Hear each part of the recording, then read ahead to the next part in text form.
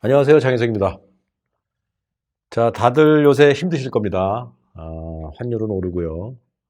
또 주식은 지금 떨어지고 있고요. 또 부동산 시장은 요즘 거래가 좀 안 됩니다. 예.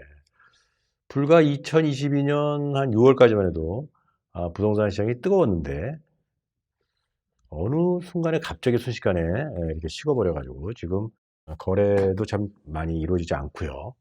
하지만 뭐 가격이 이렇게 떨어졌다는 얘기는 없고요. 어쨌든 부동산 시장이 이제 거래가 소강 상태다. 그래서 과연 이게 침체기로 갈 것이냐, 아니면 이러다 다시 또 반등할 것인지 굉장히 이제 우려 섞인 그런 관망을 하는 분들이 많은데요. 그러나 한 가지 분명한 거는 이 경제 상황은 지금 좋지 않다는 거죠. 예, 미국에서도 금리를 계속 올리고 있고요. 또 우리나라도 지금 금리를 올리고 있고요. 경제는 지금 상황이 어렵죠. 예, 그래서 그런 점에서 한번 이렇게 살펴보겠습니다. 자, 부동산 침체기가 되면 어떤 일들이 일어나는가 한번 여러분들 제가 겪은 내용을 한번 알려드릴 테니까 한번 들으시고요. 여러분들이 한번 판단해 보세요. 지금 침체기냐? 침체기가 지금 시작됐느냐? 아니면 침체기가 지금 많이 진행됐느냐? 제 경우에는 이제 손님 전화는 뜸하고요. 예. 동료들 전화가 자주 옵니다. 동료들이 바쁠 때는 전화가 없어요. 그러다가 한가하니까 야, 이거 나만 한가한 건가? 아니면 다른 사람들도 같이 한가한 건지 걱정이 되는 거죠. 그래서 이제 오는 염탐 전화가 많습니다. 저도 부동산 시장이 좀 화랑일 때는 연락이 없다가 요즘 와서 가끔씩 전화가 옵니다. 예. 물론 손님 전화는 전에 비해서 많이 좀 줄었어요. 그럼 제가 그러죠. 아직은 잘 모른다. 이럴 때는 시장을 좀 관망해야 되지 않겠냐. 시장이 굉장히 뜨거웠으니까 좀 식히고 약간 좀 멈추는 그런 또 단계도 오는 거지. 예. 또 이러다가 시장이 다시 또 살아날 수도 있는 거니까 너무 걱정하지 말고 이럴 때일수록 오히려 편안한 표정으로 손님을 맞이해라. 예, 그런 얘기를 하죠. 그런데 말이죠. 매스컴에서는 집값이 떨어진다고 아우성입니다. 예, 매스컴은 그럴 수밖에 없죠. 왜냐하면 매스컴은 미리 앞서가는 어떤 그러한 예측 보도를 해야 되거든요. 예, 그래서 더 관망했다가 주택값이 더 떨어지는 걸 관망했다가 나중에 가서 이렇게 얘기하는 게 아니라 미리 주택값이 지금 떨어지고 있으니까 앞으로 더 떨어질 거다. 이렇게 해가지고 이제 미리 예측 보도를 하는데 매스컴 입장에서는 주택값이 떨어지는 게 사실 좋지 않죠. 시장이 또 거래가 또 많이 안 되고 그러면 좋지 않은 게 뭐냐면 분양 시장이 침체가 돼요. 그래서 이렇게 되면 광고 물량도 줄어들기 때문에 언론사는 벌써 울상입니다. 그래서 언론사는 집값이 떨어진다고 먼저 예측 보도를 해 나갈 수밖에 없는 거죠. 또 주택값이 떨어지게 되면은 이제 거래도 되지 않고 매물량은 늘어나죠. 왜냐하면 더 떨어질 거라고 보는 분들이 많기 때문에 그렇죠. 지금 호가는 떨어진 건 사실입니다. 그렇지만 금매만 거래되고 호가가 조금 떨어진 약간 떨어진 정도에서는 거래가 안 되기 때문에 지금 가격이 지금 대세 하락기냐라고 보기에는 좀 이른 감이 있어요.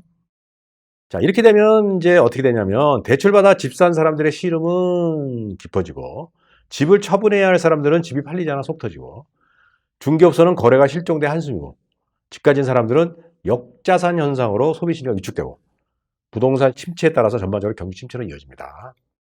부동산 값이 막 오를 때는 내가 그걸 집을 팔아가지고 돈이 현금화 안 됐어도요.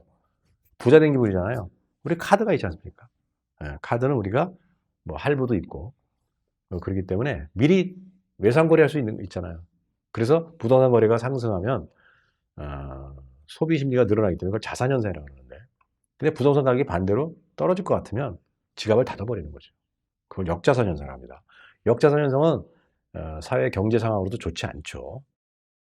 또 어떤 일이냐면 부동산 호황기 때 투자 못해 망연자실했던 사람들은 자신의 선택이 옳았다고 환호하죠. 지금 그런 분들 혹시 있는 거 아닐까요?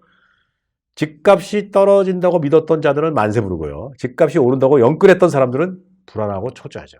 야, 내가 잘못한 거 아니야? 상투를 잡았나? 이렇게 되는 거죠. 자, 호가 낮춘 매물이 만약에 이제 팔리기 시작하잖아요. 그러면 가격 하락은 지속될 수밖에 없어요.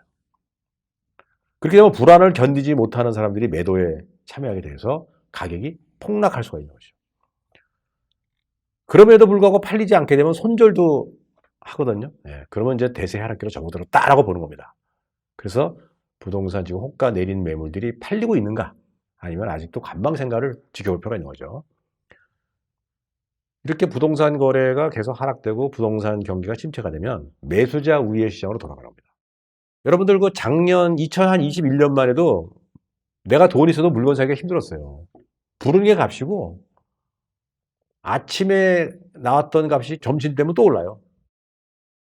그리고 또 집주인들도 팔려고 내놨다가 안 팔고, 오히려 매도자 우위의 시장에서는 내가 물건을 사기가 어려웠는데, 반대로 이제 매수자 우위의 시장, 경기가 이제 침체되면 부동산을 사려고 하는 사람이 별로 없거든요. 주로 팔려고 하는 사람 많지. 그리고 중개업소 같은 데 가서 물건 산다 그러면 지금 같으면 대접받죠. 원래 부동산이라고 하는 것은 대접받으면서 부동산 구입을 해야 돼요. 그래야 내 마음에 드는 좋은 물건을 할 수가 있거든요. 그리고 원하는 금액으로 조정도 가능하죠. 그래서 원래 고수들은 부동산이 호황인 매도자 우위의 시장보다는 부동산이 불황인 매수자 우위의 시장에서 물건을 많이 삽니다. 자, 호황기 때는 구입 불가능했던 우량 매물이 나올 가능성이 많거든요. 가격이 떨어지는 게 아니라요. 우량 매물은 부동산 경기가 안 좋다고 해서 가격이 떨어지는 게 아니라, 가격은 떨어지지 않는데 매물이 나오는 겁니다. 여러분 자꾸 가격이 떨어지는 걸 사려고 그러는데, 가격이 떨어지는 거는 그 좋지 않은 물건일 가능성이 높아요. 싼 게 비지떡이라는 거잖아요. 여러분들은 나중에 이게 미래 가치가 좋은 거를 사야 되잖아요. 그러려면 좋은 물건은 가격이 그렇게 많이 안 떨어지거든요. 다만 호황기 때는 못 샀는데 이렇게 불황기 때는 그런 물건이 나오기 때문에 여러분들이 구입할 수 있는 찬스가 있는 거예요. 그래서 평소 매수하기 힘든 매물을 만날 수도 있고요. 그걸 구입하는 거예요. 기다렸다가, 현찰을 들고 기다렸다가 부동산 불황일 때 사는 거죠. 네. 그게 이제 고수들의 투자 전략입니다. 가격 하락까지 기대하지 마세요. 가격이 떨어질 때까지 기다려가지고 살려고 그러면 잘 안 떨어지기 때문에 기회를 놓칠 수 있습니다. 자, 이렇게 부동산 경기가 이제 악화됐어요. 시장의 아우성이 심해질 거 아니에요. 부동산의 자산 가치가 떨어진다고 해서 좋아할 사람 아무도 없잖아요. 예. 집 없는 사람들도 과연 좋다고만 할 수 있을까요? 그렇게 되면 자산 가치가 떨어지면 전반적인 경제 상황도 안 좋기 때문에 직장도 잃게 되고요. 예. 그리고 경제 발전도 잘 이루어지지 않기 때문에 본인한테 계속 손해입니다. 예. 그래서 시장의 아우성이 심해지면 정부가 움직이게 돼 있어요. 그래서 부동산 규제와 세금을 완화하게 돼 있습니다. 즉 부동산 경기를 좀 살리는 거죠. 그리고 또 이거로도 말이 안 된다. 그러면 부동산 경기 부양을 위한 드라이브 정책을 발표하는 겁니다. 과거에 노무현 정권 시절에는 부동산 규제를 심하게 해서 부동산 값을 잡았잖아요. 그런데 부동산 경기가 그래서 많이 침체가 되니까 어떻게 했어요? 이명박 정부와 박근혜 정부는 부동산을 살리는 정책을 폈잖아요. 그렇죠? 그래서 문재인 정권 들어와서 부동산 경기가 폭등을 했죠. 엄청나게. 그래서 문재인 정권은 어떻게 했어요? 부동산 경기가 더 이상 폭등하지 않기 위해서 억제책을 썼잖아요. 규제 및 세금을 굉장히 강력하게 부동산 시장이 호황으로 가지 않게끔 억제를 했잖아요. 그랬지만 문재인 정권 시절에는 그걸 못 잡았죠. 근데 지금 정권이 바뀌고 나서 어떻게 됐어요? 그게 이제 정책이 이제 먹혀 들어가기 시작한 거죠. 예. 물론 다른 여러 가지 경제 상황도 있었긴 하지만 어쨌든 부동산 시장이 이제 지금 잡혔잖아요. 이게 과연 대세 하락기로 갈지 안 갈지 모르지만 이렇게 침체기가 시작이 되면 정부가 또 나설 수밖에 없다 이거죠. 부동산 투자에 명언이 있습니다. 골이 깊으면 산이 높은 거예요. 부동산 침체기가 심하게 되면 나중에 다시 반등할 수 있는 거죠. 또 산이 높으면 골이 깊어요. 즉 부동산 경기가 호황으로 계속 가게 되면 언젠가는 떨어지게 돼 있습니다. 저는 2021년에 부동산 경기가 상당히 과열되는 걸 보고요. 2022년 들어와서부터 부동산 경기가 이제 과열이 너무 심해. 이건 예상할 수 없을 정도로 심했거든요. 이렇게 되면 뭔가 문제가 발생하지. 그래서 다음에 또 한 번에 큰 장이 올 거기 때문에 지금 현금을 확보해서 오른 상태에서 확보해서 나중에 또 더 큰 기회를 노리는 것이 좋다라는 그렇게 조언하는 분들이 많습니다. 그럼에도 불구하고 물건을 이제 그때 사신 분들도 많았죠. 예. 물론 이제 그때 샀다고 해가지고 손해보는 건 아닌데, 예. 어쨌든 부동산 경기는 끝없이 과열될 수도 없고 끝없이 침체될 수도 없는 거예요. 그런데 말이죠. 한 가지 또 명시해요. 주택값은 떨어져도 주택 지을 땅값은 떨어지지 않아요. 왜? 우리 서울 도심에는 특히 강남의 아파트 지을 땅은 턱없이 부족하거든요. 그래서 땅은 역시 영원하다. 주택값은 떨어질 수 있지만 땅은 영원하다. 왜? 땅은 추가로 공급이 안 되거든요. 그래서 여러분들은 제 강의를 듣고 이렇게 한번 생각해 보세요. 부동산 침체기 때 나는 무엇을 해야 할 것인가? 숨죽이고 관망만 할 것인가? 아니면 내가 갖고 있는 물건을 팔려고 애를 쓸 것인가? 아니면 기다렸다가 좋은 물건이 나올 때 확 잡아칠 것인가?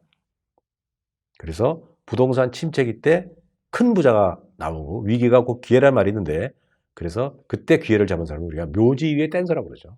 뭐 많은 사람들이 부동산을 실패해가지고 묘지의 시체가 됐는데 이분들은 묘지 위에서 춤추고 노는 부자 된 것을 기념한다. 이런 얘기입니다. 부동산 침체기가 시작되고 있는 요즘에 제가 한번 이런 생각을 해봤고 여러분의 한번 고민을 같이 한번 공유하게 됐습니다. 예. 여러분 감사합니다.